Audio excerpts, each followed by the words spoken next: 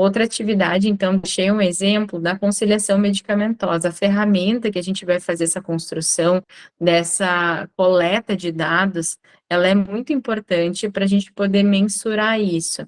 Normalmente tu não consegue, quando ele é um formulário manual ou a próprio punho, tu ter dados relevantes para tu poder analisar isso de forma ampla. Então, normalmente com o sistema informatizado, tu já permite deixar esse formulário no sistema. Esse preenchimento, tu faz com que ele tenha indicadores muito importantes na farmácia clínica para avaliar a efetividade do serviço, muitas vezes, se daqui a pouco tem alguma questão que tu tenha que intervir diretamente, principalmente se daqui a pouco, a nível ambulatorial, houve a necessidade de internação, e é muito comum também ter isso. Tanto o paciente internado, ele se tornar um paciente ambulatorial para continuidade de tratamento, significa que provavelmente a causa dele ter ficado internado pode ter sido correlacionada a um risco relacionado ao medicamento, então, por questões de segurança, optou-se pelo paciente ficar internado nessa administração e, posterior, ele poder ir para o ambulatório. E vice-versa, do ambulatório ele pode vir a internar por uma complicação de uso dos medicamentos. Às vezes, principalmente, depois a gente vai ver sobre as toxicidades, toxicidades podem ser causadas pelo acúmulo dos medicamentos ou daqui a pouco por intervalos e frequências de não administração de medicamentos. Então, eles podem tanto migrar para um ou para outro. E daí, nesse momento, a conciliação medicamentosa ela vai ser feita tanto a nível ambulatorial quanto internado, para a gente poder, daqui a pouco, fazer essa mensuração e ação de acordo com as intervenções ali, principalmente por alergia, reação adversa, se tu tem a interação medicamentosa registrada na observação, se tu fez a conciliação, se daqui a pouco o próprio hospital, tipo, não vai ser fornecido pelo protocolo clínico, mas o paciente vai trazer um medicamento para uso na instituição, tu vai ter que validar esse medicamento também, se ele está de acordo com as boas práticas de armazenamento, se ela está administrando corretamente, se foi bem orientada entre o horário de administração. Então, até realizar novas orientações perante ao que já se tinha de uso, principalmente por medicamentos de uso a longo prazo, às vezes para diabetes, cardiológicos. Então, nesse momento, é feita uma reconciliação também, muitas vezes, do medicamento. E sempre lembrando, tanto o paciente quanto o familiar, eles têm que ser orientados. Muitas vezes o familiar diz que entendeu, e o ideal é o farmacêutico pedir a repetição das informações repassadas nessa orientação. Então, se faz necessário tanto o familiar ser orientado quanto o paciente. Trouxe um pouquinho, então, da atenção também, estou trazendo em tópicos, qualquer coisa vocês me parem se tiverem alguma dúvida durante a palestra, mas podem ir questionando também. Trouxe mais alguns tópicos, então, da prática centrada ao paciente, do processo da atenção farmacêutica e da avaliação de farmacoterapia e manejo de toxicidades.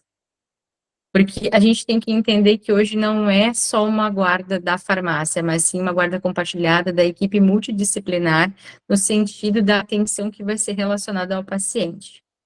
Então, trouxe um pouquinho da definição ali do conceito. Então, em 1990, o Hepler e o Strang, eles utilizaram pela primeira vez na literatura científica o termo, então, traduzido para atenção farmacêutica.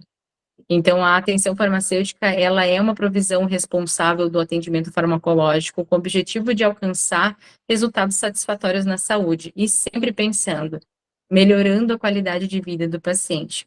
Dependendo do paciente que a gente vai tratar na oncologia, ele não tem tempo pré-determinado de tratamento. Às vezes pode ser uso contínuo até toxicidade inaceitável. Então, a toxicidade inaceitável que o paciente vai tendo e vai interferindo normalmente na qualidade de vida, vai pré-determinar, muitas vezes, a continuidade daquela linha de tratamento.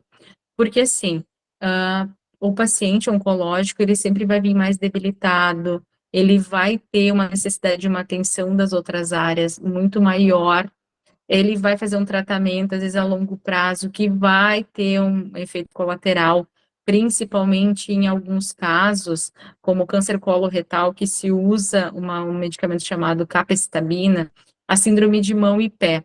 A síndrome de mão e pé, ela faz com que tenha descamamentos e vermelhidão nas regiões das palmas da mão e nas plantas do pé. E ele faz o quê? A sensibilidade ao quente, ao frio, podendo gerar neuropatia periférica, que vai ser esse contato e um choquezinho, onde daqui a pouco vai ter essa sensibilização de sempre ter esse contato e sempre gerar esse toque, que vai ser muito desagradável a longo prazo, além da dor do paciente, então o manejo dessa dor, e as plantas do pé para caminhar, elas fazem com que isso seja muito sensível. Hoje já existem cremes específicos para essa síndrome, aonde elas vão ser utilizadas, já é orientação preventiva, aonde hoje o convênio, ele não fornece dentro dos pacotes. Algumas operadoras já têm essa prática, mas não são todas. Além disso, mas o paciente ele pode estar comprando, às vezes não é um valor aquisitivo tão alto, dependendo da marca, mas fazendo uso e evitando essa síndrome, ou daqui a pouco minimizando o dano deste medicamento.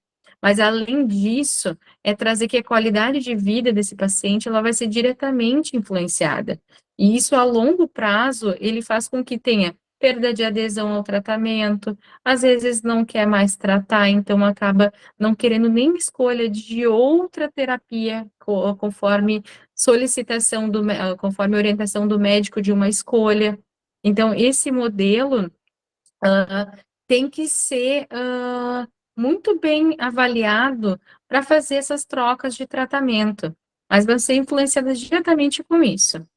Então, trouxe também uma definição, então, do Ministério da Saúde, da onde a assistência farmacêutica, ela compreende atitudes, valores éticos, comportamentos, habilidade, compromisso, corresponsabilidade na prevenção da doença, promoção e recuperação de saúde. Nesse sentido, visa sempre a farmacoterapia de uso racional do uso dos medicamentos, né, então, às vezes, necessidade de dor, se daqui a pouco mal mensurado uma dor oncológica, faz com que faça o uso de opioides em altos níveis, isso cria dependências, aonde daqui a pouco tu não consegue mais fazer o desmame, ou daqui a pouco retirar esses medicamentos, porque já é um nível insuportável de dor. Então, existem níveis de avaliação e atenção farmacêutica de orientação que vão influenciar também no tratamento do paciente.